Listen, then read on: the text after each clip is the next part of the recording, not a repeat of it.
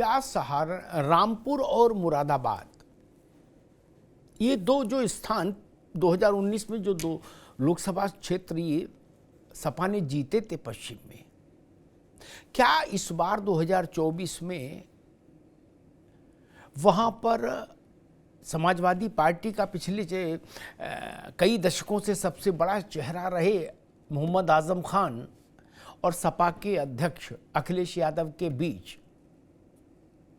कुछ रस्साकशी है, कुछ तनाव है, जिसके कारण रामपुर और मुरादाबाद दोनों स्थानों पर समाजवादी पार्टी की साइकिल डगमग डगमग हो रही है, हिचकोले खा रही है।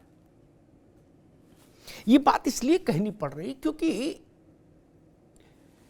दशकों तक जो रामपुर समाजवादी पार्टी का गढ़ रहा, ये ठीक है कि अभी फिर हारे, समाजवादी पार्टी वहां हारी और लोधी साहब जीते बाई इलेक्शन में, लेकिन दशकों तक रामपुर सपा का गढ़ रहा और आजम खान सपा में मुसलमानों के सबसे बड़े नेता रहे, सबसे बड़ा चेहरा रहे। वहां समाजवादी पार्टी के पुराने बड़े पदाधिकारी और कुछ मौजूदा पदाधिकारी सार्वजनिक तौर पर यह ऐलान कर रहे हैं कि हम समाजवादी पार्टी के ऑफिशियल कैंडिडेट के साथ नहीं हैं, हम बीएसपी के कैंडिडेट के साथ हैं। ये चौंकाने वाली बात है ना। समाजवादी पार्टी यानी अखिलेश यादव ने वहां दिल्ली के एक इमाम साहब को उतारा है। आजम खान का जो खेमा है, उनके शागिर्दों का जो कुनवा है, वो इन इमाम साहब को मानने को तैयार नहीं। वो कह रहा है इमाम से भले तो बसपा वाले हैं, इन्हीं के साथ चले जाएंगे। ये स्थिति क्यों बनी? और रामपुर के बाद मुरादाबाद, ये दोनों मुस्लिम आबादी के घनत्व वाले लोकसभा क्षेत्र।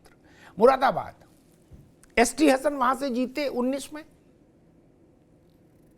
अखिलेश यादव ने उनको टिकट दी दोबारा 24 के लिए। आजम खान ने उस पर नाराजगी जताई, हाय तौबा हुई, झंझट हुआ, ताश के पत्तों की तरह टिकट फेंटी गई और अंत में फिर आजम खान की रुचि का ख्याल करके रुचि वीरा को टिकट दे दिया अखिलेश यादव ने। अब रुचि वीरा के उम्मीदवार हो जाने से एसटी हसन के समर्थक जितने थे वो सब किनारे हो गए। वो सब उन्होंने कहा कि भाई ठीक है, रुचि वीरा को जिसने टिकट दिया वो लड़ाए चुनाव। और एसटी हसन कह रहे हैं कि अखिलेश यादव की क्या बात कर रहे हैं, उनको तो आरएसएस वालों ने घेर लिया, वो आरएसएस वालों से घिर गए। ये मनस्थिति हो गई जो अभी सिटिंग एमपी है आपका, उसकी एसटी हसन। रामपुर और मुरादाबाद केवल दो लोकसभा क्षेत्र नहीं है, ये समाजवादी पार्टी के एमवाई समीकरण का शोकेस है। रामपुर और ये कि उत्तर प्रदेश का मुसलमान सपा के साथ है, इस बात को जब आप कहते हैं तो सबसे पहले रामपुर और मुरादाबाद का ही चेहरा लोगों के जहन में आता है। इसलिए ये विषय बड़ा है। मुसलमान तो फर्रुखाबाद में भी है, इटावा में भी है, सभी जगह है। लेकिन जब आप कहते हो कि मुसलमानों की सबसे पसंदीदा पार्टी समाजवादी पार्टी है, तो सबसे पहले चेहरा उभर कर आता है रामपुर और मुरादाबाद का। वहां अगर ऐसी स्थिति पैदा हो जाए तो एक बड़ा प्रश्न खड़ा होता है। अब 19 को वोट है और अखिलेश जी आज से निकलना उन्होंने शुरू किया है। मायावती जी ने अपने उम्मीदवार इस बार बसपा ने बहुत सोच समझकर जाति और धार्मिक आधार को दिमाग में रखकर उतारा है मैदान में। और बताया जा रहा है कि 14 तारीख से बहन जी भी इस इलाके में आएंगी और 5-6 सभाएं करेंगी, यानी 5-6 लोकसभा क्षेत्रों में जाएंगी। अब अगर मायावती जी 8 लोकसभा क्षेत्र जहां फर्स्ट राउंड में चुनाव होना है, वहां अगर वो 6 जगह पर जा रही हैं तो इसका तो कुछ मतलब है। अन्यथा मायावती इतना सघन प्रचार कभी नहीं करती। जब अखिलेश यादव और उनका अलायंस हुआ था 2019 में, तो मायावती ने ज्वाइंट रैली सिर्फ 10 की थी, और इस बार वो 8 सीटों वाले प्रथम चरण में बताया जा रहा 6 स्थानों पर सभाएं करने जा रही हैं। तो इसका भी कोई मतलब है? और भाजपा वाले लगे ही हैं, प्रधानमंत्री खुद सभाएं कर रहे हैं, रोड शो कर रहे हैं पश्चिमी उत्तर प्रदेश में, और योगी आदित्यनाथ तो इस बेल्ट में 30 से ज़्यादा सभाएं कर चुके होंगे मेरे ख्याल से, 25-30। तो कुल मिला के संघर्ष घना है, और समाजवादी पार्टी के लिए आजम खान की नाराजगी मुश्किल का सबब बनती दिख रही है। हमारे साथियों ने एक रिपोर्ट तैयार की, पहले उस रिपोर्ट को देखिए, फिर मेहमानों से परिचय कराएं और फिर बहस में चलाएं।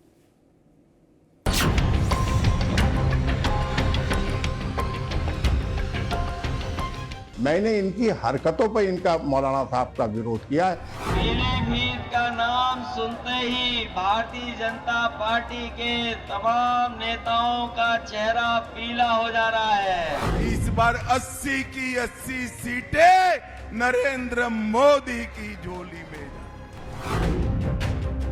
कभी यूपी की राजनीति में बड़ा रसूख रखने वाले आजम खान का वैसे तो रामपुर की राजनीति में भी अब वो वर्चस्व नहीं है, लेकिन लोकसभा चुनाव का घमासान इस बार उनके इर्द गिर्द ही घूमता दिख रहा है। हालांकि इस बार आजम खान की लड़ाई अपनों से ही है, यानी आजम खान बनाम अखिलेश यादव।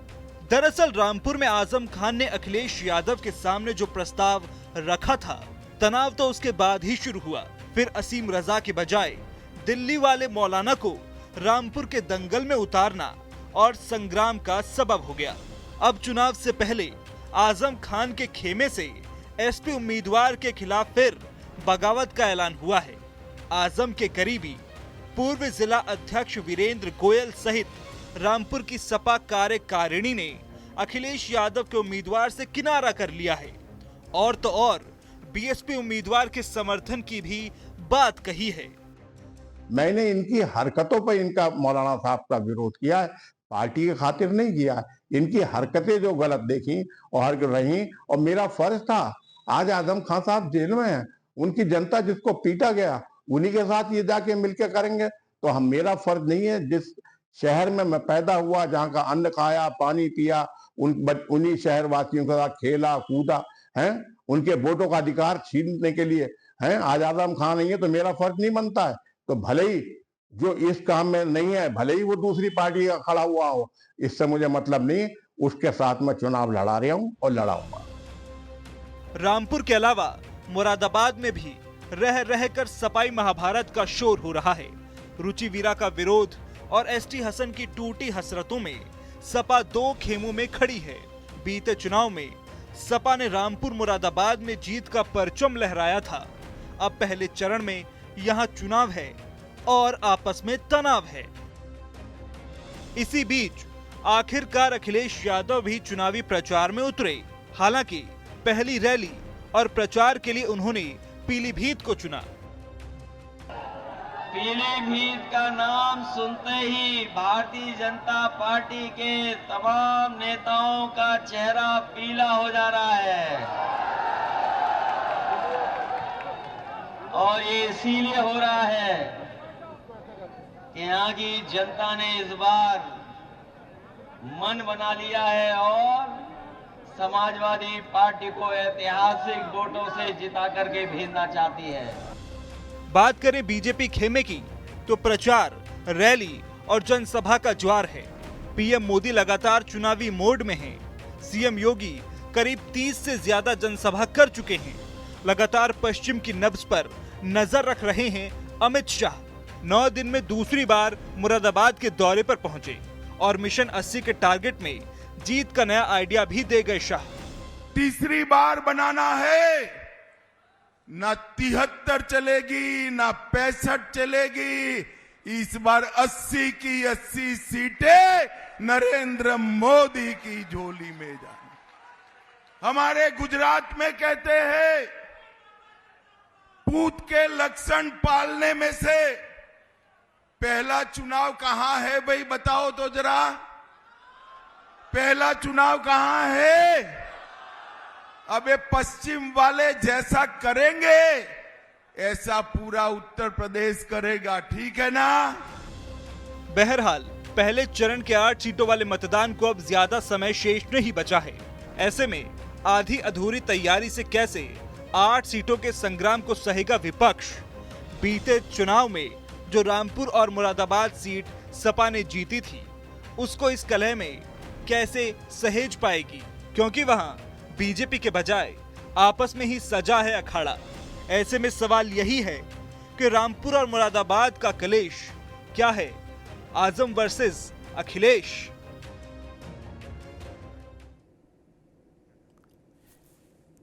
इस इलाके की और इन 2 सीटों की, ये मैं जैसे मैंने शुरू में कहा, ये महज 2 सीटें नहीं हैं। ये एक राजनीतिक धारा का चेहरा है। 2 इलाके, आप इस बात से समझ लीजिए कि 12 दिन के भीतर, लगभग 12-13 दिन के भीतर देश के गृह मंत्री और भारतीय जनता पार्टी के नरेंद्र मोदी के बाद सबसे महत्वपूर्ण नेता अमित शाह 2 बार मुरादाबाद आए हैं। कोई तो कारण होगा, कोई तो वजह होगी, कुछ तो संभावनाएं दिख रही होंगी। यही मसला है जिसलिए ये रामपुर और मुरादाबाद महत्वपूर्ण हो गया। मेहमानों से आपका परिचय करा दें। नावेद शिकोह हैं हमारे साथ, राजनीतिक विश्लेषक। नावेद शिकोह का स्वागत है। राघवेंद्र सिंह हैं, भारतीय जनता पार्टी के प्रवक्ता, राघवेंद्र जी का स्वागत है। अशोक यादव जी हैं, समाजवादी पार्टी के प्रवक्ता, अशोक जी का बहुत स्वागत है। मोइन पठान हैं, प्रदेश महासचिव अल्पसंख्यक विभाग कांग्रेस, मोइन भाई का बहुत बहुत स्वागत। नावेद शिकोह, ये बलिया, देवरिया, गाजीपुर, कुशीनगर और इस तरह जो 80 सीटें हैं मिला के तमाम हैं, ये वो वैसी केवल सीट नहीं, रामपुर और मुरादाबाद ये समाजवादी पार्टी के M+Y का जो एक वो है, फाउंडेशन है, ये उसका आधा चेहरा है। M वाला खांचा जो है वो यहां से दिखता है। और इस बार इन्हीं दोनों जगह पर जो इसकी शोकेश की विंडो थी, समाजवादी पार्टी की, मुरादाबाद और रामपुर, वहां पर खुला विद्रोह दिख रहा है, बगावत दिख रही है। और इस बगावत में 1-2 चीजें देखिए, अमित शाह मुरादाबाद में 2 बार आ गए 15 दिन में, और रामपुर में बहन जी ने ऐसा उम्मीदवार उतार दिया जिस पर सपाई कुर्बान हुए जा रहे हैं क्या, और बहन जी रामपुर जाने वाली भी हैं। नावेद शिकोह, देखिए, रामपुर मुरादाबाद ये समाजवादी पार्टी ने तब जीत ली थी जब मोदी लहर थी, बहुत जबरदस्त लहर थी। ये कुछ सीटें ऐसी हैं पश्चिम की जहां समाजवादी पार्टी का एक छत्र अधिकार इसलिए रहा है क्योंकि करीब 50% के आसपास मुस्लिम आबादी है, उन्हीं सीटों में ये भी सीटें हैं और ये सीटें जीतती रही। लेकिन इसके ऊपर भी संकट के बादल अगर मंडला रहे हैं तो ये समाजवादी पार्टी यानी विपक्ष के लिए ये बहुत खतरनाक बात है। और इसके अगर ऐसी स्थितियां बन रही है तो विपक्ष खुद ही जिम्मेदार है। जिस तरीके से टिकट बंटवारे को लेकर और आपसी द्वेष, आपसी टकराव को लेकर जो स्थितियां बन रही हैं, तो खुद ब खुद भारतीय जनता पार्टी के हौसले बुलंद हो रहे हैं। उसके बाद भी जैसा कि आपने कहा कि जहां पर खुद समाजवादी पार्टी अपने गढ़ को तोड़ने की अपनी कमजोरियों की वजह से समाजवादी पार्टी का गढ़ टूट रहा है। हालांकि उपचुनाव में वो टूट चुका था। रामपुर की अगर बात की जाए तो वहां जो चुनाव हुए उसमें भारतीय जनता पार्टी ने जो है विपक्ष को हरा दिया, समाजवादी पार्टी को हरा दिया था। लेकिन फिर भी इस लोकसभा चुनाव में उम्मीद थी, वो उम्मीद आजम खान साहब और अखिलेश यादव के बीच में जो एक टकराव की स्थिति है, जैसा कि आजम खान साहब ने खुद पहला प्रस्ताव जो रखा था वो यही रखा था कि अखिलेश यादव जी खुद वहां से लड़ने, तो बात किसी हद तक सही इसलिए थी क्योंकि जहां पर मुस्लिम आबादी ज्यादा, देखिए 2 चीजें हैं, जहां मुस्लिम आबादी ज्यादा होती है वहां पर अगर गैर मुस्लिम को टिकट दिया जाए तो थोड़ा सा दिक्कत यह भी होती है कि मुसलमान कहते हैं कि पीटीए यानी पिछड़ा मुसलमान और दलितों की बात आप करते हैं, लेकिन जहां हमारी आबादी है वहां भी आप गैर मुस्लिम को दिए दे रहे हैं। एक स्थिति है। दूसरी स्थिति, आजम खान का नजरिया यह था कि जब मुस्लिम आबादी में कोई मुसलमान कैंडिडेट खड़ा होता है तो इसका ध्रुवीकरण का माहौल पूरे उत्तर प्रदेश में होता है, इसलिए समाजवादी पार्टी के एक बड़े नेता को यहां खड़ा होना चाहिए था, जैसे अखिलेश यादव, वो उन्होंने मना कर दिया। उसके बाद में फिर मौलाना वो ले आए। मौलानाओं के बारे में वहां की जनता को अच्छी राय नहीं है। मुरादाबाद में भी बहुत विकट स्थिति हो गई, जिनका टिकट काटा गया, वो खुद कह रहे हैं कि अखिलेश यादव जी का संबंध कहीं ना कहीं संघ से है। तो ये जो उथल पुथल मची हुई है, ये मैं समझता हूं कि बड़ी खतरनाक है। और जो सीटें जीती थी, चंद सीटें जो समाजवादी पार्टी ने जीती थी, उसको भी भाजपा हासिल करने के लिए एड़ी चोटी का पसीना लगा रही है। जब ये लग रहा है कि भाजपा को, ये लग रहा है कि सपा वहां पर हार सकती है, उसके बाद भी गृह मंत्री जिस तरीके से बड़े बड़े नेता, जिस तरह से मुख्यमंत्री उस पश्चिम में अपने दौरे कर रहे हैं, उसको देख के खतरा तो लग रहा है समाजवादी पार्टी के लिए कि आपसी कलह जो है उसकी जीती हुई सीटों ठीक है नाविद भाई, मोइन पठान साहब पास में आऊंगा। कांग्रेस के प्रवक्ता है, वो इसलिए नहीं आऊंगा, उनसे मैं रामपुर की जमीन का थोड़ा जायजा लूंगा कि रामपुर में हो क्या रहा है एक्चुअली। एक बात मैं और कहता हूं, वो सबके काम की चीज है, राजनीतिक लोगों को ऐसे सूत्रों, ऐसी जानकारियों से चीजों को समझने में आसानी होती है। मायावती जी पहले चरण की, मोइन भाई सुन लीजिएगा, पहले चरण की 8 सीटों में 6 जगह रैली करेंगी, ऐसी मेरी जानकारी है 14 और 15 में। क्या इतनी रैली मायावती ने कभी नहीं की, जब वो बहुत छोटी नेता थी तब भी नहीं की। क्या 19 में वो 10 रैली की थी उन्होंने अखिलेश यादव के साथ सिर्फ, जिसमें एक अखिलेश जी के यहाँ, एक डिंपल जी के यहाँ, एक मुलायम सिंह के लिए और बाकी और 7 प्रदेश भर में। अब 8 में 6, कुछ अजब सा नहीं लग रहा मोइन पठान? क्या हो क्या रहा है? अमिताभ भाई जी, मैं आपके चैनल के माध्यम से तमाम बात से मुखातिब हूं। 2024 का ये जो पार्लियामेंट का चुनाव है, जिसमें कांग्रेस और समाजवादी पार्टी उत्तर प्रदेश में मिलकर चुनाव लड़ रहे हैं, मुख्तलिफ लोगों का मुख्तलिफ नजरिया हो सकता है। चूंकि आप बखूबी वाकिफ हैं कि मैं अपने मिजाज में अनुशासन को बहुत ज्यादा प्राथमिकता देता हूँ। कभी 25-26 साल आजम खान साहब के साथ रहा, जाहिर सी बात है आपके सामने समाजवादी पार्टी का पक्ष रखता था, लेकिन इत्तेफाक ये है कि आज भी मुझे इनडायरेक्टली समाजवादी पार्टी का ही पक्ष रखना है, जबकि उनके प्रवक्ता भी यहाँ पर मौजूद। बहुजन समाज पार्टी ने जिस तरह से अपने कैंडिडेट उतारे हैं, वो उनकी अपनी स्वयं की रणनीति है। हमें अपनी रणनीति और अपनी जीत की तरफ को किस तरह से आगे बढ़ना है, इस पर काम करना है। कांग्रेस ने मुरादाबाद का मुझे प्रभारी बनाया है लोकसभा क्षेत्र का, और इत्तेफाक से आज आपकी मेरी जो गुफ्तगू हो रही है, आज भी मैं मुरादाबाद में ही। जहां तक रामपुर का सवाल है, रामपुर में गठबंधन का प्रत्याशी जो मोहिबुल्लाह साहब हैं, वो अच्छा चुनाव लड़ रहे हैं।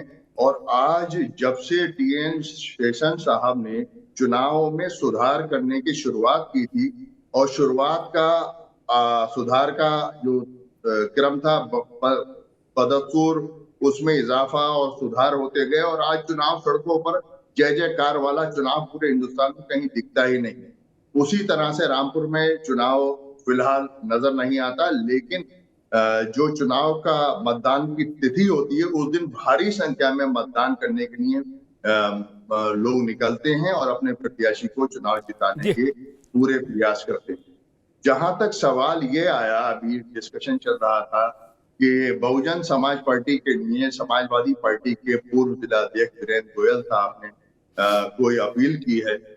नो डाउट वीरेंद्र गोयल साहब आजम खान साहब के बिल्कुल, ये कहा जाए कि लेफ्ट और राइट में से लेफ्ट है या राइट है तो अतिशयोक्ति नहीं होगी, लेकिन वीरेंद्र गोयल साहब ने किस परिप्रेक्ष्य में ये बात कही, उससे मैं अनभिज्ञ। बहरहाल, जहां तक सवाल रामपुर की, ठीक, आपकी अपनी सीमाएं हैं, अपनी लक्ष्मण रेखाएं हैं।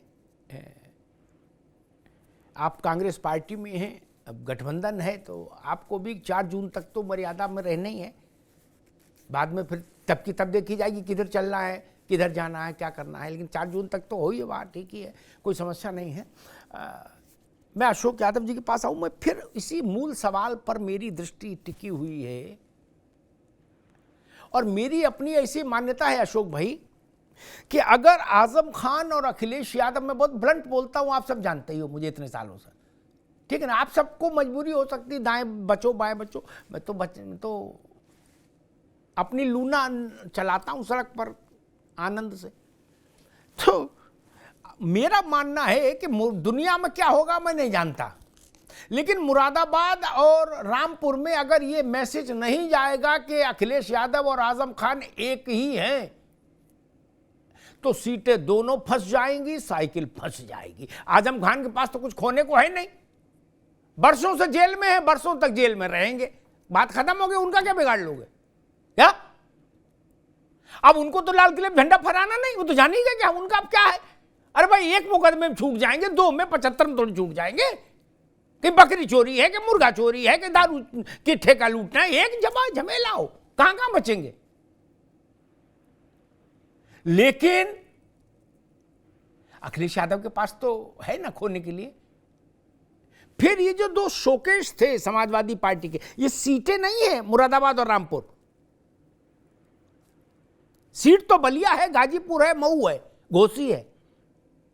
रामपुर और मुरादाबाद शोकेस हैं समाजवादी पार्टी के माइनॉरिटी ओरिएंटेड पॉलिटिक्स के। ना मैं ठीक कह रहा हूं ना? माइनॉरिटी ओरिएंटेड पॉलिटिक्स जो मुलायम सिंह ने शुरू की थी, उसका सबसे बड़ा शोकेस रामपुर है। अशोक यादव जी, और रामपुर में ऐसी स्थिति हो जाए, जो ना जानता हो रामपुर वो कहे मैं तो जानता हूं थोड़ा बहुत उसको। ये गोयल कौन है? ये आजम खान की छाया है। ये पानी भी नहीं पीते बिना उनसे पूछ के, भले वो जेल में हो। मोइन पठान जानते होंगे इस बात को। तो गला गोयल का है, लेकिन आवाज मुझे आजम खान साहब की सुनाई दे रही है। ऐसा क्यों अशोक यादव? मोइन पठान मन में मेरी बात से सहमत होंगे, बोल नहीं पाएंगे आज जी। देखिए अमिताभ भाई, जो बात आपने उठाई है यहाँ पे आजम खान साहब को लेकर के, वो बात मुझे लगता है कि एक बिल्कुल मीडिया का एक प्रोपेगंडा, एक तरह से मैं कह सकूं, मैं आपको नहीं कह रहा हूं, लेकिन एक तरह से प्रोपेगंडा है ये। क्योंकि आजम खान साहब समाजवादी पार्टी के संस्थापक सदस्यों में से एक हैं, और वो जो व्यक्ति पेड़ लगाता है वो कभी भी उस पेड़ को डैमेज नहीं करता है, उसकी भावनाएं जुड़ी रहती हैं। आजम खान साहब ने हमेशा समाजवादी पार्टी को सींचा है, हमेशा चाहा है, हमेशा उसको पोषित और पल्लवित करने का काम किया है। और जिस तरह से क्रूरता ये योगी सरकार उनके परिवार के साथ कर रही है, मुझे नहीं लगता कि इस क्रूरता से रामपुर का मतदाता या पूरे उत्तर प्रदेश का मतदाता इसे अनभिज्ञ होगा। दूसरी बात मैं आपको बता दूं कि हमारे यहाँ जिस तरह से नैरेटिव सेट किया जा रहा है कि आजम खान साहब और अखिलेश जी के बीच इस तरह की बातें हो रही, मैं आपको बताऊं ऐसा लेश मात्र भी नहीं है। आजम खान साहब पूरे अपने ताकत के साथ रामपुर में कैंडिडेट को जिताने जा रहे हैं। रह गई बात, देखिए भारतीय जनता पार्टी ने 100 से ज्यादा अपने सिटिंग सांसदों के टिकट काट दिए। अभी मेरठ और वहां पे नारे लग रहे हैं अमिताभ भाई कि राजपूत समाज, त्यागी समाज और सैनी समाज लगातार पंचायत कर रहा है, भाजपा का बहिष्कार करो, भाजपा का बहिष्कार करो। संजीव बालियान और संगीत सोम के बीच में फैटम फैट हो रही है। संगीत सोम क्या कर रहे हैं? कह रहे हैं कि आज बालियान की अस्तर नहीं है कि मैं उनसे बात कर सकूं, मैं बालियान को नहीं जानता, मैं बालियान को क्या जानूं। तो इस तरह की चीजें देखिए, भारतीय जनता पार्टी में पीलीभीत की अपनी अलग आग लगी हुई है वरुण गांधी के माध्यम से, और बालियान जी में और संगीत सोम में अलग मामला चल रहा मुजफ्फरनगर में। तो 100 से ज्यादा सिटिंग सांसदों के टिकट भाजपा ने काट दिए। देखिए रामपुर और मुरादाबाद सहित उत्तर प्रदेश की 80 सीटों के बारे में बता दूं, जिस तरह से महाभारत के युद्ध में अर्जुन को मछली की आंख दिख रही थी खौलते हुए तेल में, उसी तरह से मतदाताओं को इस खौलते हुए माहौल में सिर्फ एक चीज दिखाई दे रही है कि किस तरह से मोदी सत्ता को उखाड़ के फेंकना है। सिर्फ और सिर्फ मछली की आंख दिखाई दे रही है। छोटी मोटी बातें कोई नहीं, बिल्कुल छोटी। बड़ी अच्छी बात, मैं राघवेंद्र जी के पास आऊं उससे पहले कुछ बातें कह दूं, बड़ी रोचक हैं। हमारे भाई हैं अशोक जी, आजमगढ़ के मजबूत राजनीतिक व्यक्ति हैं, धर्मेंद्र जी को चुनाव लड़ा रहे हैं। उन्होंने कहा कि हमारे यहाँ जो कुछ चल रहा है वो छोटा मोटा है और बाकी मीडिया ने फैला दिया, लेकिन इधर जो चल रहा है राघवेंद्र सिंह की तरफ वो बड़ा है, हिमालय जितना। बोले ठाकुर इनके खिलाफ, त्यागी इनके खिलाफ, सैनी इनके खिलाफ, दलित इनके खिलाफ, मुसलमान वोट देता नहीं, तो फिर चुनाव क्यों लड़ रहे हैं? जब सब इनके खिलाफ ही हो गए तब तो फिर आप इसीलिए नहीं निकले प्रचार में शायद अखिलेश जी। बोले जब सब भाजपा के खिलाफ है तो मैं तो जीत ही रहा हूं। ये ऐसा सरल चुनाव कभी हुआ क्या मेरे मित्र? नहीं होता। खैर, दूसरी बात अशोक जी ने कही कि क्या बताया था, हाँ मोइन पठान, ध्यान से सुनिएगा, जा राघवेंद्र जी के पास रहा हूँ, लेकिन चूंकि आप एक दौर में आजम खान के बहुत करीबी थे, इसलिए अशोक भाई ने कहा कि आजम खान समाजवादी पार्टी के संस्थापक हैं और उन्होंने पेड़ लगाया और पेड़ कभी काटते नहीं। मैंने जूतम पैजार देखी समाजवादी पार्टी और आजम खान में, क्या मेरी मेमोरी तो खराब है, ये वक्त पर मुझे तुरंत हिट कर देती है। एक उदाहरण 2009 में क्या हुआ था, जूतम पैजार नहीं हुई थी, मोइन खान बोलिए, मोइन पठान, आजम खान निकाल दिए गए थे ना पार्टी से। जी मैं साथ में था। और क्या क्या नहीं कहा था आजम भाई ने उस वक्त। फाउंडर तो तब हो चुके थे, ऐसा तो नहीं कि उसके बाद फाउंडर बने। सब कर्म हमने होते देखे भैया। और क्या अमर सिंह ने उनके लिए नहीं कहा था मुलायम सिंह जी के आशीर्वाद से? और हमने वो दृश्य भी देखा कि जब कल्याण सिंह मंच पर चढ़े तो मुलायम सिंह आगे बढ़े, खड़े हुए और गौरी भर ली। नाबिद शिको को शायद दृश्य याद हो क्या? और तुरंत एक लाल टोपी उनको पहनाई। उसका नतीजा ये हुआ कि मोइन पठान जिस पार्टी में आज हैं, बिल्ली के भाग से छींका टूट गया, उनके 22-21 सांसद आ गए मुफ्त में, आ गए थे ना, मुफ्त में आ गए थे। ये बात तो कांग्रेसी भी मानते हैं बंद कमरे में। इसलिए मैंने कहा इतना सरलीकरण मत कर दो चीजों का कि कुछ नहीं है। राघवेंद्र सिंह जी भाई, आप भी ये देखते हो कि कहां सेंध मारी ठीक रहेगी, कहां दीवार अभी थोड़ी कच्ची है, नमी है। आपने देखा कि मुरादाबाद में संभावनाएं बन रही हैं क्या? बताइए, अमित शाह जी के कद का नेता 15 दिन में 2 बार मुरादाबाद। और कुछ लोग कह रहे हैं कि भाई रामपुर में आप इसलिए निश्चिंत हो कि आपका संगठन जो है सो है, बाकी काम हाथी वाली पार्टी कर देगी। राघवेंद्र जी। हाँ अमिताभ जी, ये बेहतर हो समाजवादी पार्टी हो या कांग्रेस हो, ये लोग अपना संगठन हम ही को देते हैं, इनका संगठन भी हम ही लोग चला लें। इन लोगों के तो बूते का कुछ रहा नहीं। अब ये हर विषय में 3 बातें हमारी कहेंगे, एक आधा अधूरा उनका कह देंगे भारतीय जनता पार्टी ऐसा कर रही है, भारतीय जनता पार्टी ऐसा कर रही है। अरे मान्यवर, भारतीय जनता पार्टी लोकसभा चुनाव की बेहतर तैयारी कर रही है, ये क्यों नहीं मान रहे हो? पश्चिमी उत्तर प्रदेश की 8 सीटें हैं, 8 सीटों में हमारा पूरा काम हो चुका है। हम लोगों की सिर्फ पर्ची बांटनी बाकी रह गई है। प्रचार खत्म होने के लिए 5 दिन तो बाकी रह गए हैं। 19 तारीख को 17 तारीख को शाम को प्रचार खत्म हो जाएगा। आज 13 तारीख हो गई है, 5 दिन रह गए हैं। माननीय अखिलेश यादव आज प्रचार को निकले हैं। चलने में दूध दुहेंगे, कर्मों को दोष देंगे। अरे मान्यवर, दिखाई तो पड़िए, हार जीत तो चुनाव में लगी रहती है। भारतीय जनता पार्टी उत्तर प्रदेश में 2022 में विधानसभा चुनाव संपन्न हुए थे, तब से लेकर के आज तक 1 मिनट भी धैर्य से नहीं बैठी है। हम लोगों की लगातार, हम लोग संगठनात्मक पहले ढांचा मजबूत किया, बड़े पैमाने में मंडल अध्यक्ष, वार्ड अध्यक्ष, जिला अध्यक्ष, अपने सभी इकाइयों को मजबूत किया, फेरबदल किया जो हो सकता था, उसको लेकर के बैठकें की। उसके बाद से लेकर आज तक उत्तर प्रदेश में लगभग 90% या 100% हो सकता है 1 सीटों में हमें प्रत्याशी न मिले, सभी प्रत्याशी मिल गए हैं। हम लोगों के नियमित बैठकें हो रही हैं, हम लोगों के नियमित कार्यक्रम हो रहे हैं। माननीय नरेंद्र मोदी जी का उत्तर प्रदेश में 2 या 3 बार आगमन हो चुका है। योगी जी की 30 जनसभाएं उत्तर प्रदेश में हो चुकी है। तो भारतीय जनता पार्टी 80 के 80 लोकसभा जीतने का लक्ष्य लेकर के काम कर रही है। हम लोग उसी के आसपास सीटें जीतेंगे। ये लोग जो है चुनाव लड़ने से पहले हार चुके हैं।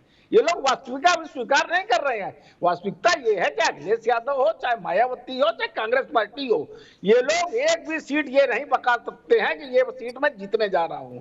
हम लोग 80 के 80 लोकसभा सीटें जीतने का लक्ष्य लेकर के काम कर रहे हैं। हम लोगों ने काम किया हुआ है।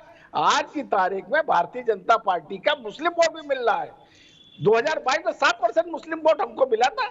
इससे पहले हमें मुस्लिम वोट यदा कदा मिल जाता था तो ठीक है, नहीं हमको मुस्लिम वोट नहीं मिला है। आज की तारीख में 7% 2022 में मिला है। और आगे आने वाले चुनाव में, जो अब ये चुनाव लोकसभा का हो रहा है, इसमें हमें बड़े पैमाने पर मुस्लिम वोट मिलेगा, क्योंकि लोगों की कारगुजारियां देखी जा चुकी है। अखिलेश यादव एमवाई के आधार पर राजनीति करते रहे हैं। जरा बताएं मुसलमानों को क्या देते रहे हैं? मुझे याद है कानपुर के चमनगंज चौराहे पर माननीय मुलायम सिंह यादव की सरकार गई थी, तो इन लोगों ने नौजवानों से कहा था मुस्लिम कि आप लोग अवैध हथियार रखिए। ये मुस्लिम तुष्टीकरण इस हद तक ये लोग करते हैं। अभी अभी इन लोगों ने आतंकवादियों के लिए, अखिलेश यादव जी 2017 में मुख्यमंत्री थे, इन्होंने आतंकवादियों को छुड़वाने के लिए इलाहाबाद हाई कोर्ट में हलफनामा दिया था। भला वो हाई कोर्ट का जो इनको फटकार लगाई थी, कहा था इनको छुड़वा करके आपका पद्मश्री देंगे, तब ये वापस आए थे। इनकी तुष्टीकरण तो इस हद तक होती है, मुसलमान वर्ग भली प्रकार से जान गया है इनका भला समाजवादी पार्टी, बहुजन समाज पार्टी कांग्रेस से होने वाला नहीं है। कांग्रेस का ही बता देते, कांग्रेस के प्रधानमंत्री बोला करते थे मन से कि जो देश के संसाधनों में पहला हक मुसलमानों का है। ये क्या मुस्लिम वर्ग को बेवकूफ समझ रखा है क्या? हम लोगों की जितने भी अंत्योदय की योजनाएं हैं, हम लोगों ने उसमें भर भर के मुस्लिम समाज को काम दिया हुआ है, चाहे मकान को लेकर के हो, शौचालय लेकर के हो, अन्न वितरण लेकर के हो, किसान सम्मान लेकर के हो। हम लोगों ने जितने परसेंट मुसलमान है उससे बढ़ करके उनको लाभ पहुंचाया हुआ है। ठीक है राघवेंद्र भाई, पार्टी जो है ठीक। नाविश को एक बुनियादी सवाल जो बहुत जरूरी है, मैं बहुत नीचे तक सीटों पर उलझना नहीं चाहता, मैं एक बड़े नैरेटिव को समझना चाह रहा था, इसके लिए बहस रखी थी। मुलायम सिंह यादव ने मुख्यमंत्री रहते हुए अयोध्या में जो फैसले लिए, उन फैसलों ने मुलायम सिंह को मुसलमानों के बीच में, तो सीधी सीधी कर रहा हूँ, कहीं चाशनी में लपेट के नहीं, सीधी बात कर रहा हूँ, मुलायम सिंह यादव को मौलाना मुलायम बना दिया, ठीक। और मुसलमानों में वो मुसलमान नेताओं से ज्यादा भरोसेमंद चेहरा हो गए। इस बात को समझिए, मुसलमानों में, मोइन पठान आप भी, मुसलमानों में अगर कोई गैर मुस्लिम सबसे बड़ा चेहरा था उत्तर प्रदेश में, तो that was only Mulayam Singh Yadav, क्योंकि मुसलमान कहता था कि हमने इनको परख लिया, ठीक। अखिलेश यादव ने अभी ऐसा कोई इम्तिहान तो दिया नहीं मुसलमानों के लिए, क्या भाई? मुलायम सिंह तो कहते थे कि हमने तुम्हारे लिए मौलाना होना मंजूर किया, क्या? अखिलेश यादव के छोटे से राजनीतिक जीवन में तो अभी कोई ऐसा अवसर आया नहीं, एक। और जब आप मुलायम सिंह नहीं हुए,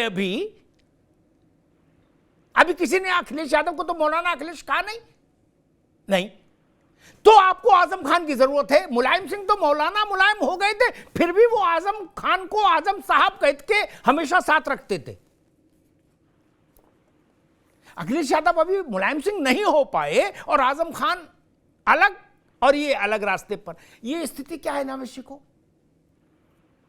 समाजवादी, देखिए तर्क आप कुछ भी दें, लेकिन मूल बात है समाजवादी पार्टी का बेसिक ढांचा अभी भी एमवाई पर टिका है। ये हिलेगा जी बिल्कुल, तो मेज पलट जाएगी। देखिए जो आधार होता है ना, जो जमीन होती है ना, वो जमीन उसका महत्व हमेशा रहता है। जिस जमीन के ऊपर, जिस नींव के ऊपर इमारत बनती है, अगर उस जमीन को नजरअंदाज कर देंगे तो पूरी इमारत ढह जाती है। देखिए ये बात बिल्कुल सही है कि मुस्लिम यादव एमवाई समीकरण के ऊपर समाजवादी पार्टी उभरी है। और जो बात आपने मुलायम सिंह जी और अखिलेश जी के बारे में कही, दोनों में बुनियादी अंतर इसलिए है क्योंकि मुलायम सिंह एक मुस्लिमों के सबसे बड़े नेता हो गए थे, उनको मुल्ला मुलायम लोग कहने लगे थे, सबसे बड़े सरपरस्त हो गए थे मुसलमानों की, और मुसलमान उनको बहुत मानते थे और हमेशा मुसलमानों की वो बात करते थे। लेकिन अखिलेश यादव मुसलमानों की बात इसलिए नहीं करते हैं, उनको आजम खान की जरूरत इसलिए नहीं है, उसका कारण है स्थितियों परिस्थितियां बदल गई हैं। मुलायम सिंह को लगता था कि अगर मुसलमानों को हम दोनों हाथों में नहीं पकड़े रहेंगे तो कोई छिटक के कांग्रेस में फिर वापस चला जाएगा, कोई एक उभरती हुई पार्टी बसपा में चला जाएगा, कोई कहीं चला जाएगा, भाजपा में तो नहीं जाने वाला। बाकी धर्मनिरपेक्ष नाम के कई दल हमेशा हर दौर में पैदा होते रहे और कांग्रेस हमेशा रही।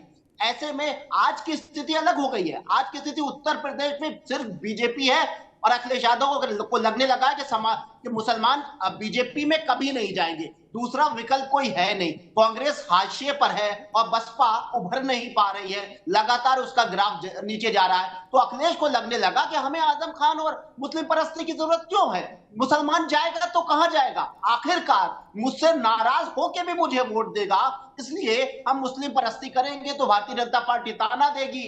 इसलिए हमें मुस्लिम परस्ती किए बिना, आजम खान की खुशामद किए बिना मुसलमानों का वोट मिलना है, तो आखिर हम क्यों मुलायम सिंह बन जाए, हम क्यों मुल्ला मुलायम कहलाएं? तो मुख्य बात यह है। दूसरी बात सबसे अहम है, जिस बात आपने कही मुरादाबाद रामपुर, ये बात बिल्कुल सही है कि इन सीटों को लेकर जो तकरार हुई टिकट बंटने में और तय होने में जो तमाम डिस्प्यूट पैदा हो रहे हैं, उसका असर तमाम पश्चिम की सीटों पर पड़ेगा, ये बात तय है। दूसरी बात यह कि पश्चिम में जहां बहुत ही चैलेंजिंग मुकाबला है, जैसा कि भारतीय जनता पार्टी के शीर्ष नेता कह रहे हैं कि यहां से जो शुरुआत होगी ये अंत तक पूरे देश में जाएगी, और उत्तर प्रदेश में तो इसका असर होगा ही कि पश्चिमी उत्तर प्रदेश में जो वोट पड़ेंगे वही उसी रेशियो में अन्य चरणों में भी उत्तर प्रदेश में वोट पड़ेंगे और एक माहौल, एक हवा शुरू हो जाएगी। ऐसे में मैं विपक्षी दलों की उन कमियों को इंगित करना चाहता हूं, जहां पर इतना चैलेंजिंग हो वहां प्रचार में आज अखिलेश यादव जी इतना विलंब के बाद आज खड़े हुए हैं।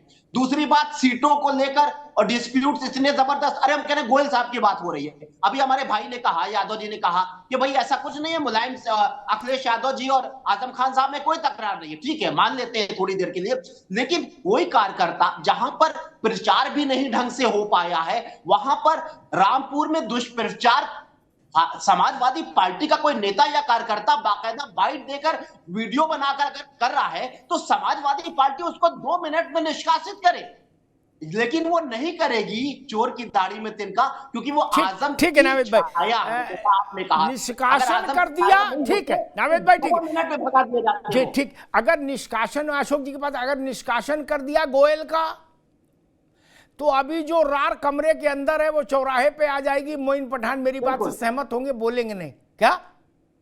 रामपुर की सड़कों पे भांगड़ा होने लगेगा, आप इधर निष्कासित करो गोयल को।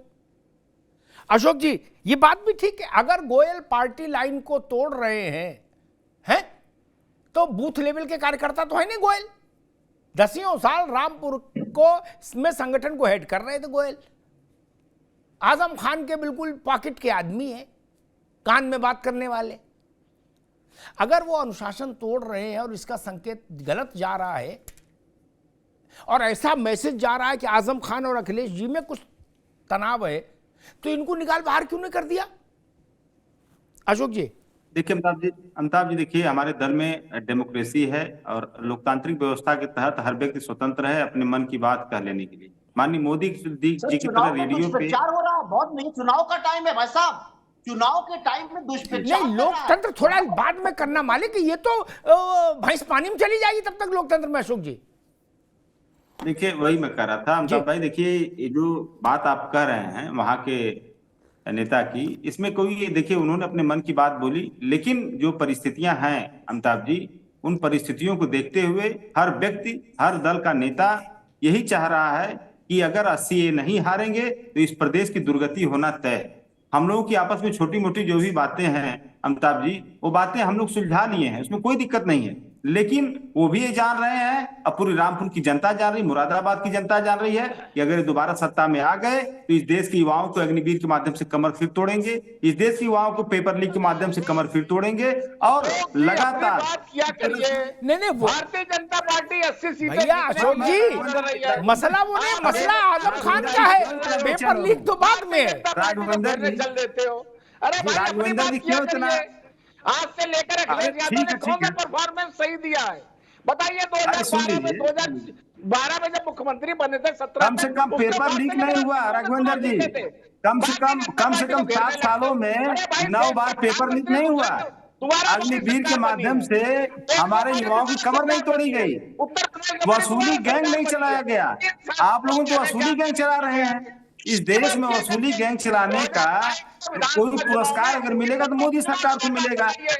जिस तरह से संवैधानिक रूप से आप लोग लगातार 2014 से देश को लूटने का काम कर रहे हैं, यह काम आज तक इतिहास में किसी ने नहीं किया। राघवेंद्र जी आप लोगों ने देश को संवैधानिक तरीके से लूटने का काम किया है, कानूनी तरीके से लूटने का काम किया है। इस देश की जनता देख रही है और उत्तर प्रदेश की जनता विशेष रूप से देख रही है। इन लुटेरों को भगाना है, इन लुटेरों को भगाएंगे तभी देश बचेगा। संविधान कुचलने वालों को भगाएंगे तभी संविधान बचेगा। इन अग्निवीर पेपर लीक करने वालों से को भगाएंगे तभी देश बचेगा। दोनों लोग रुकिए, दोनों लोगों को रुकना है, दोनों जगह की दोनों भाई, दोनों लोग आगे। आज की बहस संविधान, बाबा साहब, आ रहे मोइन पठान, मैं आपको भी कह दूं, आप भी सुन लो ताकि भटके नहीं कोई। संविधान, बाबा साहब अंबेडकर, अग्निवीर, मनरेगा इस पर नहीं है क्या? लोकतंत्र बचाओ, क्या क्या बचाओ, सब बातें नहीं है। मसला ये है कि आजम खान क्या कर रहे हैं। अब मुरादाबाद में रुचि वीरा और एसटी हसन में क्या हो रहा है। मुरादाबाद और रामपुर से जो ट्रेंड सेट होगा वो समाजवादी पार्टी की बुनियाद का बेटर हाफ है। ठीक, आधा हिस्सा है, आधा एम आधा वाई। रामपुर हारने का मतलब समाजवादी पार्टी के लिए एक सीट हारना नहीं होगा। उसके बाद क्या बरेली जीतोगे? वहां तो मुलायम सिंह के समय से ही हार गए, हारना शुरू हो गए थे। बरेली अलीगढ़ में आप तो मुलायम सिंह के रहते ही हारना शुरू हो गए थे भाई। जो बचा था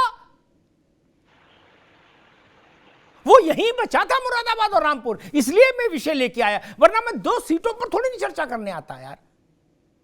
आप लोग हर चीज को वहीं ले जाते हो, लोकतंत्र संविधान पर। अरे भाई चुनाव तो चुनाव के ढंग से होगा कि लोकतंत्र करने बोलने से वोट पड़ेगा कि लोकतंत्र बाबा साहब संविधान और जय हिंद। तो बाकी लोग जो पसीना बहा रहे हैं उनको समझ नहीं है। आप ज्यादा समझदार हो, बोले हम लोकतंत्र लिख देंगे ट्विटर पे और वोट हो जाएगा।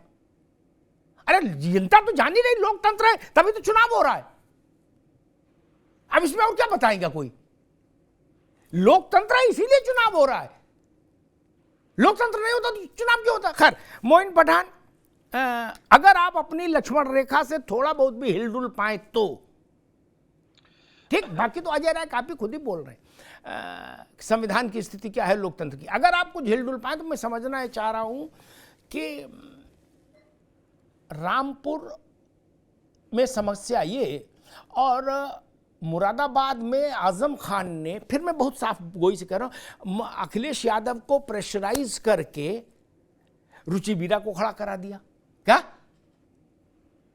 और उसके एवज में रामपुर में जब उन्होंने अपना इमाम उतारा तो उनने मोर्चा खोल दिया उनके खिलाफ। 50-50 हो जाता भाई, एक सीट इनकी एक सीट उनकी, तब भी बात बनती नहीं। ये तो दोनों जगह मुझे लग रहा है खेल खराब हो रहा है। इसका इसी से तो संकेत मिलता है कि संबंध खराब, अच्छे नहीं दोनों बड़े नेताओं के। मोइन पठान, अमिताभ भाई जी, मैं मुरादाबाद से आपके माध्यम से मुखातिब हूं जी। ये इश्क नहीं आसान, बस इतना समझ लीजिए कि आग का दरिया है और धूप पे डर है। अभी भारतीय जनता पार्टी के प्रवक्ता साहब जिस तरह की गुफ्तगू कर रहे हैं वो गुफ्तगू हमने सुनी देश में। हम आज एक सवाल आपके माध्यम से छोड़ते जा रहे हैं पूरे हिंदुस्तान में डिस्कशन के लिए कि जितने भी सूबे उत्तर प्रदेश में हैं उसके तमाम सूबों के तमाम बीजेपी एमएलए, तमाम बीजेपी के मंत्री, तमाम बीजेपी के मुख्यमंत्री, तमाम लोकसभा सदस्य, राज्यसभा सदस्य, कोई एक भी बेईमान नहीं है जिसके खिलाफ ईडी की कोई जांच हो, जिसके खिलाफ सीबीआई की कोई जांच हो, जिसके खिलाफ किसी और तरह की कोई एजेंसी की जांच हो। बहरहाल ये सवाल तो मैं छोड़ के जा रहा हूं मुरादाबाद पे फिर वापस आता। मुरादाबाद में मैं रुचि वीरा जी के चुनाव में 5-7 दिनों से अपने संगठन की अलग अलग मुख्तलिफ जगहों पे मीटिंग्स कर रहा हूँ, बिलखुसूस अकलियती मोहल्लों में। जाहिर सी बात है हल्की सी नाराजगी शुरू में लोगों में महसूस हो रही थी जिस वक्त अनएक्सपेक्टेड था कैंडिडेट का बदलना। लेकिन अमिताभ भाई आप मेरी एक बात से एग्री करेंगे, अब रामपुर हो या मुरादाबाद प्रत्याशियों का चुनाव नहीं रहा है बल्कि चुनाव निशान का चुनाव बन चुका है। जो जिसकी जहां अक्सरियत है उस तरह का माहौल बन चुका है। और मुरादाबाद में जो लोग रुचि वीरा जी की मुखालिफत कर रहे थे वो आज रुचि वीरा जी की मीटिंग्स करा रहे हैं। बड़ी बड़ी मीटिंग्स में मैं खुद शरीक हो रहा हूं और दूसरे लोग भी हो रहे हैं। और रामपुर का जहां तक सवाल है, जाहिर सी बात है समाजवादी पार्टी के प्रवक्ता हैं और समाजवादी पार्टी के अंदरूनी मामलों में मुझे दखल देना मुनासिब नहीं लगेगा।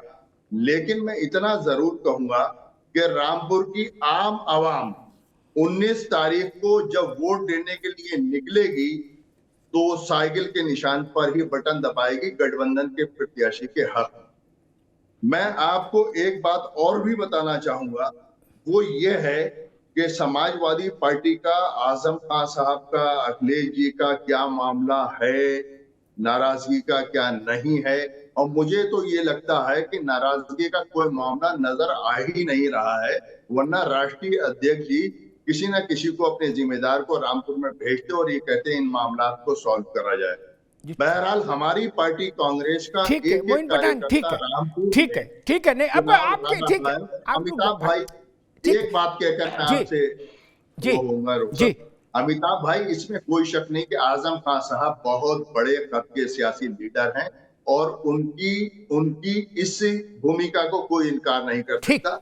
और आजम खान की भूमिका यही है कि वो उनके लोग समाजवादी को वोट दें। ठीक है, ठीक है। पहली 2-3 बातें मोइन पठान की बात पर कहूंगा, फिर राघवेंद्र भाई को अवसर रहेगा अपनी बात कहने का। अव्वल तो एक बात ये जान लो कि कभी वोटर बंधक नहीं होता कि चाहे कोई कुछ कहे वोट वहीं पड़ेगा, ऐसा कभी नहीं होता। अच्छों को जमीन दिखा दी इस देश ने, लोगों ने। मोइन पठान, यही गलतफहमी जो आपको है ना आज, कि वोट तो 19 तारीख को साइकिल पे ही पड़ेगा, या अशोक जी को। आप सबसे बड़े नेता थे अपने इलाके में, आजम खान से भी बड़े नेता थे अपने इलाके में, अजीत सिंह, नावेद, आजम खान और अखिलेश यादव से भी बड़े नेता थे अपनी कॉन्स्टिट्यूंसी में। क्या पूरे प्रदेश में नहीं कह रहा हूं, देश में। उनको भी जनता ने हरा दिया, बोले भाई दिमाग खराब हो गया, इसका इलाज कर दे, क्या इसका इलाज कर दे, इसे इंजेक्शन दे, क्या, और दे दिया था इंजेक्शन। मोइन पठान, कमलनाथ छिंदवाड़ा में बहुत बड़े नेता हैं, देश में हैं मैं नहीं जानता, प्रदेश में नहीं, छिंदवाड़ा में बहुत बड़े, उनको भी इंजेक्शन दे दिया था एक बार जनता ने।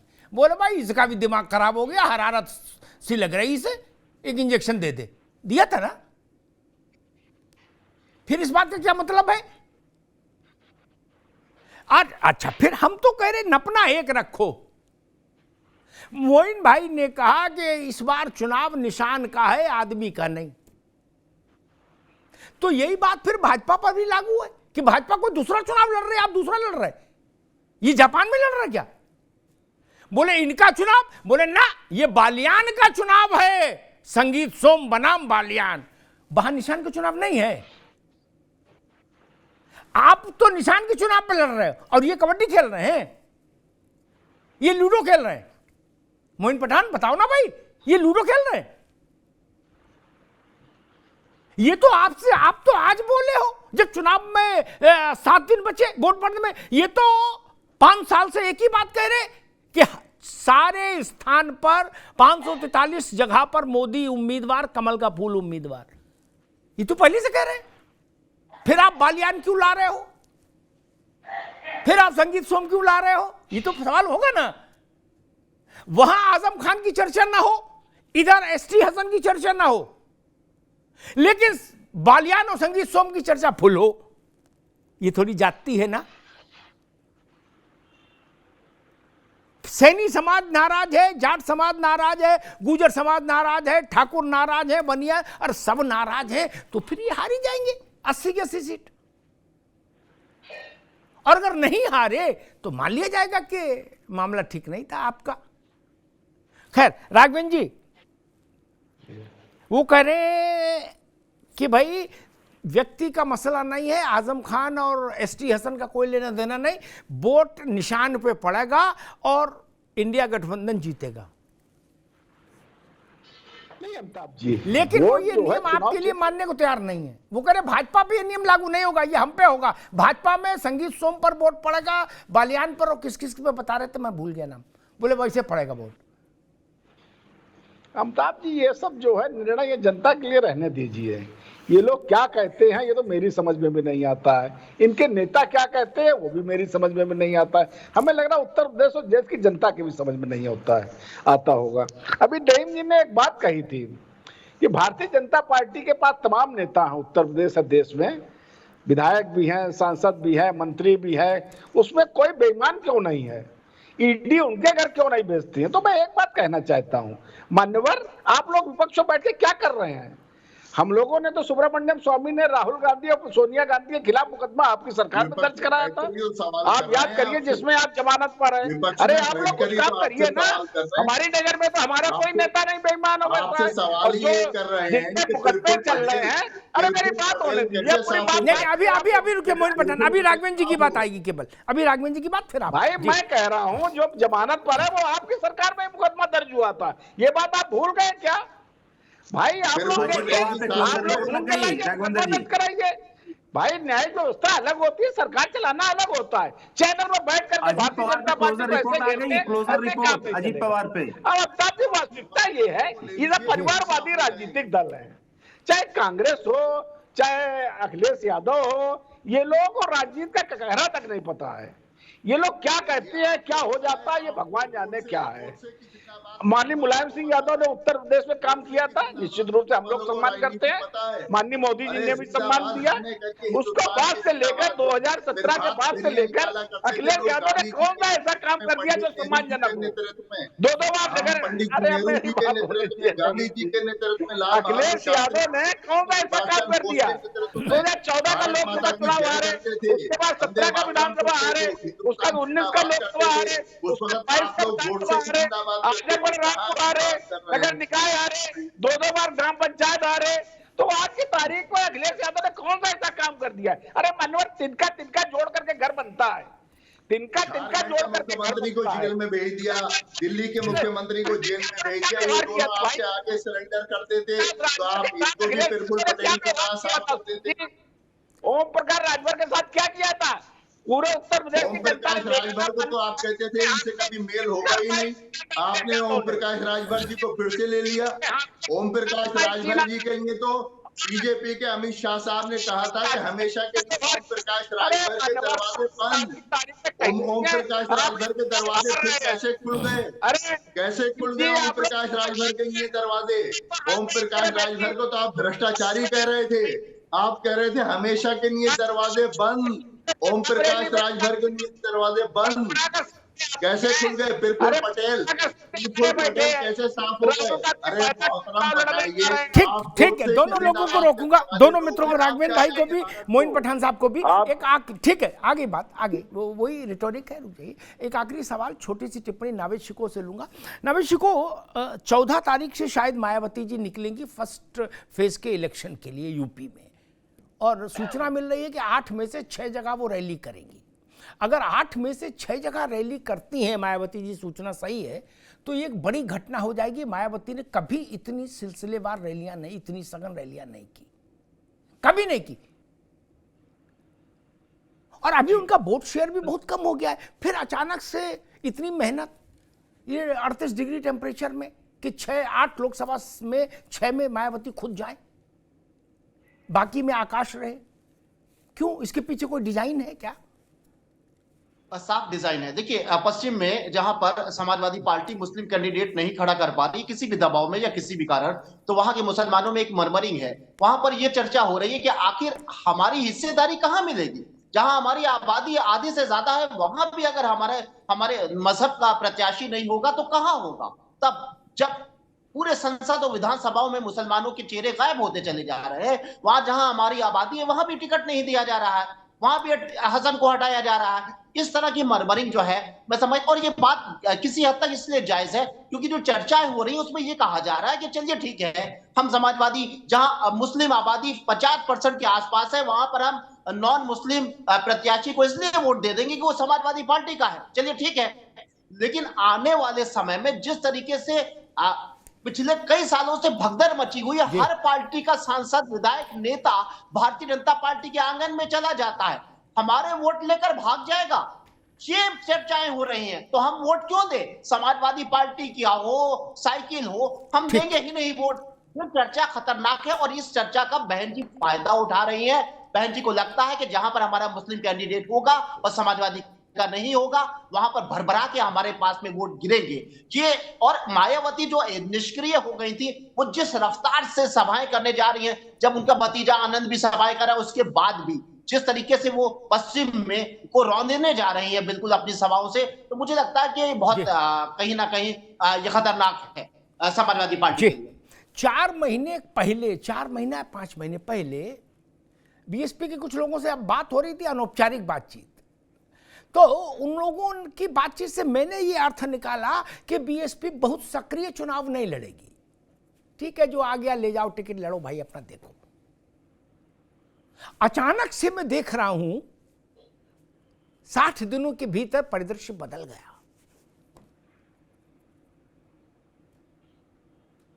आकाश आनंद बसपा के भविष्य का चेहरा। मोइन पठान ध्यान से सुनिएगा, अशोक यादव आप भी ध्यान से सुनिएगा। क्या ये सवाल आजमगढ़ में आपके लिए संकट पैदा करेगा, और मोइन पठान मुरादाबाद में कहें कुछ भी, उनके लिए भी संकट पैदा करेगा। वो काबिल आदमी अंदर से जानते हैं, लेकिन मजबूरी है, टीवी क्या कहे। नावेद, मुझे याद नहीं कि 30-35 सालों में किसी भी गैर भाजपा दल के बड़े नेता ने बाबरी मस्जिद शब्द को जुबान पर लाया हो चुनाव की रैली में। ना, सबने परहेज किया, अखिलेश यादव से लेकर मायावती तक सबने। क्या कांग्रेसी ने तो बिल्कुल उधर देखना ही बंद कर दिया हमारे डर के। गूगल में भी कहीं बाबरी मस्जिद आ जाए तो डिलीट कर देते, बेटा चक्कर में न पड़ो।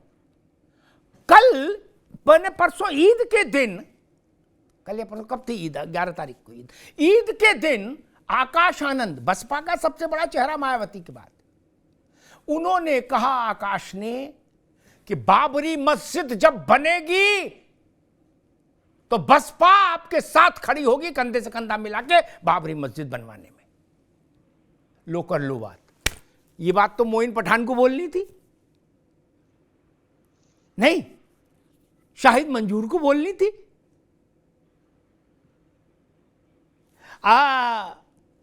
जिले इलाही आजम खान को बोलनी थी, अखिलेश जी, शिवपाल जी, राम गोपाल जी को बोलनी थी। ये आकाश आनंद ने क्यों बोल दिया? मुसलमान ने कान में रुई लगाई थी, वो नहीं सुन रहा कि बाबरी मस्जिद का जब कोई बा नहीं बोल रहा नावेद, क्या वो जाएंगे नहीं जाएंगे वहां, कार सेवा करेंगे कि नहीं, कुदाल फावड़ा लेके मस्जिद बनाएंगे कि नहीं बनाएंगे, वो जाने। सिक्का तो उछाल दिया ना, खन्न से उछाल दिया कि नहीं उछाल दिया। राहुल गांधी बोल सकते हैं ये मुरादाबाद में, प्रियंका गांधी राम सहारनपुर में बोल सकती है इमरान मसूद की सभा में, अखिलेश यादव बोल सकते हैं इमाम मौलाना की सभा में रामपुर में, नहीं ना? क्यों? तो सिक्का उछाला ना मोइन भाई तबीयत से। ग्रीशियन जाटव नहीं उसका नाम, आकाश आनंद है, मायावती का उत्तराधिकारी, बसपा का भविष्य का चेहरा। जो मुलायम सिंह जी के समय में अखिलेश जी थे सपा में, वो अब आज मायावती जी के समय में आकाश आनंद है। छोटी बात कही है क्या? आप लोग राजनीति करते हो, इस बात पर आप लोगों का ध्यान ही नहीं किया, पता नहीं कहां व्यस्त। जाना चाहिए, ये चर्चा नीचे तक जाएगी, ये शमशाबाद भी जाएगी, गुरसाईगंज भी जाएगी, कायमगंज भी जाएगी, अलीगढ़ भी जाएगी, बरेली भी जाएगी। और जो लोग इस शुतुरमुर्गी धारणा में है कि नहीं नहीं ऐसा कुछ नहीं है और लोकतंत्र बचाना है और फलाना करना है ढिकाना, ये सब बातों कोई अर्थ नहीं।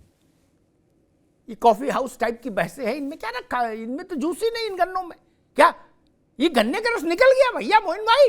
अब तो खोई बची है, अब खोई पेरे जा रहे, उसमें कुछ निकलेगा क्या? आप लोगों को इस पर चिंतन नहीं करना चाहिए था कि आकाश आनंद ने इतनी बड़ी बात क्यों कही? 35 साल से सब ऐसे थे, बोले बाबरी मस्जिद का बा मत बोल दे, इन्होंने बहुत मारेंगे। क्या छोटे बड़े सब नेता, नावेद गलत तो नहीं कह रहा? मुसलमान भी नहीं बोल रहे थे डर के मारे नेता। क्या आजम खान तमाम बड़ बोले, लेकिन बाबरी मस्जिद की तरफ वो भी नहीं झांके ना। बोले 11,440 वोल्ट का करंट है गुरु, उधर न जाओ। आकाश क्यों गए? कोई तो वजह होगी। और ये बात अगर 10% मुसलमानों तक ही पहुंच गई, 20% तक ही, क्या तो क्या हाल बनेगा? फिर तो कुपोषण हो जाएगा। नहीं, गलत कह रहा हूं भैया? छोड़िए गुड्डू जमाली आपकी तरफ आ गए आजमगढ़ में, लेकिन जो बसपा कह रही है कि हम मस्जिद बनवाएंगे खड़े होके, ये भी तो कहीं सुनाई देगा मीरगंज में, सराय मीर में कि नहीं, आजमगढ़ में।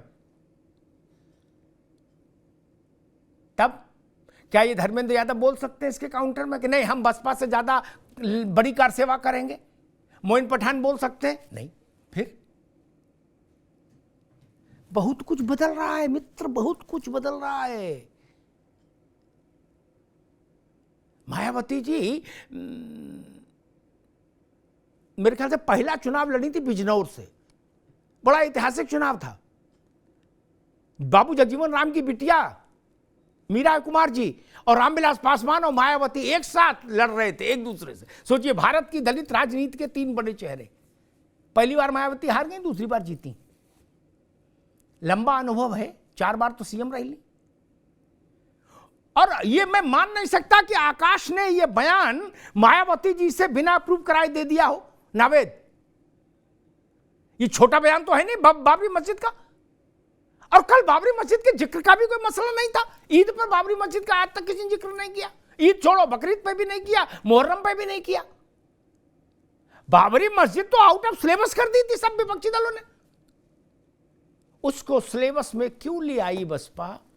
और उसको सिलेबस में लाने के बाद 14 तारीख से बहन जी निकल रही हैं।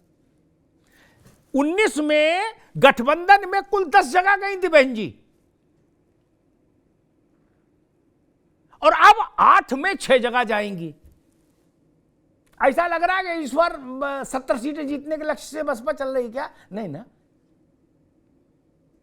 यूं ही गर्मी में निकल रहे हैं? नहीं, कोई तो वजह होगी ना। वो वजह समझनी होगी। और मैं इस बात से सहमत नहीं, व्यक्तियों की भी भूमिका होती है मोइन भाई। क्या आजम खान मुलायम सिंह और कल्याण सिंह तो नहीं है एग्जैक्टली, लेकिन उसी क्लास के नेता तो हैं। क्या कल्याण सिंह बीजेपी से अलग हुए थे तो भाजपा 77 सीटें हार गई थी विधानसभा की। क्या कभी 10 का आंकड़ा लोकसभा में फिर नहीं देखा? कैसे कह दूं कि निशान पर खेल होता सारा? ऐसा नहीं है। आजम खान ने सपा छोड़ को हटा दिया था आप लोगों ने, अशोक यादव जी की पार्टी ने, तो समाजवादी पार्टी जमीन पर आ गई थी कि नहीं आ गई थी? लोकसभा चुनाव में अशोक जी आ गई थी ना। कांग्रेस की लॉटरी लगी थी कि नहीं लगी थी? आप सोचिए, आज की तारीख में कोई किसी को एक पान नहीं खिला रहा। और अगर मुलायम सिंह ने 3 दशक 3.5 दशक आजम खान को बग्घी में बैठा के घुमाया है तो कुछ तो होगा इनमें। नावेद जी, नहीं, मुफ्त में तो आदमी स्कूटर पे भी लिफ्ट नहीं देता है, नहीं, और चाचा बग्घी में घूम रहे थे। तो कुछ तो होगा, जो होगा वही महत्वपूर्ण है। और ये भारत में पार्टी का सबसे बड़ा नेता इंदिरा गांधी हो या नरेंद्र मोदी हो, लेकिन इस कद का ही नेता बस, बाकी छोटे वाले नहीं चलते। या तो इंदिरा गांधी और नरेंद्र मोदी, 2 नाम मैंने लिए। क्या वो आइकॉन होते हैं, वो ये कह सकते हैं कि सब जगह हम लड़ रहे हैं। छोटे नेता ये दावा नहीं कर सकते। वहां उम्मीदवार भी बड़ा फैक्टर होगा। अखिलेश यादव ऐसा नहीं कह सकते ना कि 80 जगह मैं लड़ रहा हूं, तब तो ये गोयल की हिम्मत ही नहीं पड़ती बोलने की। वो कद चाहिए, फिर वो स्ट्रेचर होना चाहिए, वो आपका मयार होना चाहिए। वो मयार है तो ठीक है, नरेंद्र मोदी के पास है इस दौर में वो मयार। इसलिए उन्होंने कहा कि सब जगह एक ही उम्मीदवार, कमल का फूल या मोदी, बस। मेरा और दूसरी बात कह के बात समाप्त करूंगा, जिस बात की ओर नावेद शिकोह ने इशारा किया ना, बात ठीक भी है। अशोक भाई, क्या कोई पार्टी जो कहती है कि हम मुसलमानों के साथ खड़े, मोइन पठान, जहां 5% मुसलमान है वहां मुसलमान कैंडिडेट लड़ा सकती है? नहीं ना। जहां 5%, 2% मुसलमान है, 4%, 8%, वहां मुसलमान तो लड़ाएंगे नहीं, न सपा न कांग्रेस न वेद। और मुरादाबाद में रुचिवीरा लड़ा देंगे तो मुसलमान कहां लड़ने जाएगा? केनिया में कि अफ्रीका में? मुरादाबाद का मुसलमान कहां चुनाव लड़ेगा? और यही बात तो ओवैसी पूछ रहे हैं कि अगर मुरादाबाद का 50% मुसलमान है और वो अपने वर्ग से रिप्रेजेंटेटिव नहीं दे सकता, तो रुचि वीरा से अच्छा तो फिर भाजपा ही का है, सरकार में तो रहेगा। रुचि वीरा को क्यों वोट दे? मोइन भाई समझिएगा, बड़ी महीन बात कह के बात खत्म कर रहा हूं। मुरादाबाद में मेरे भी दोस्त थे, वो कह रहे कि भाईजान फिर रुचि वीरा को पर क्यों वोट लग दें, फिर भाजपा से इसको दे दे, कम से कम काम तो आते हैं, सरकार में है ये लोग। क्या या तो हमारा हो, नहीं तो भाजपा ही ठीक है। ये वो सच्चाई है जो राहुल गांधी के कहने से भी नहीं बदलेगी, जमीन की सच्चाई है। आप बनारस से तो मुसलमान नहीं लड़ाएंगे ना, या कानपुर से भी नहीं लड़ाएंगे, और मुरादाबाद में आप सर्वधर्म सम्मेलन कर देंगे तो फिर मुसलमान कहेगा हम कहां जाएंगे। ये एक बड़ा प्रश्न है। आनुपातिक प्रतिनिधित्व की जो थ्योरी है ना लोकतंत्र में, उसको भी ध्यान में रखना चाहिए। केवल बातों से पेट नहीं भरता, जातियां और धर्म अपना प्रतिनिधित्व चाहते हैं। उसी ललक के चलते तो सपा पैदा हुई, उसी ललक के चलते तो बसपा पैदा हुई। और आज आप मुसलमानों से कहो कि नहीं रुचि वीरा और एसटीएसएन में क्या फर्क है, नहीं, ऐसा नहीं। यादव और मौर्य में फर्क हो है जब, तो रुचि वीरा और हसन में क्यों नहीं है? बड़ा सवाल। धन्यवाद।